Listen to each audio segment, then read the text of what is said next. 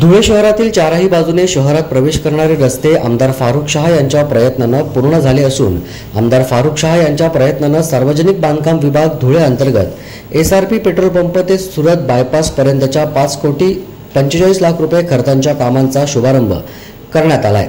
आमदार फारुख शाह यांनी धुळे शहरात हद्दीतील साखरे रोड ते सुमारे 20 कोटी रुपयांचा निधी मंजूर केला होता। त्यात मनपा ते विद्यार्थिनी महाविद्यालयापर्यंत रस्त्याचे डांबरीकरण पूर्णत्वास आले। त्याचाच एक भाग म्हणून आज 5,45,00,000 रुपये खर्चांच्या कामांचा एसआरपी पेट्रोल पंपापासून ते सुरत बायपास पर्यंतच्या रस्त्यांच्या कामांचा शुभारंभ करण्यात आलाय।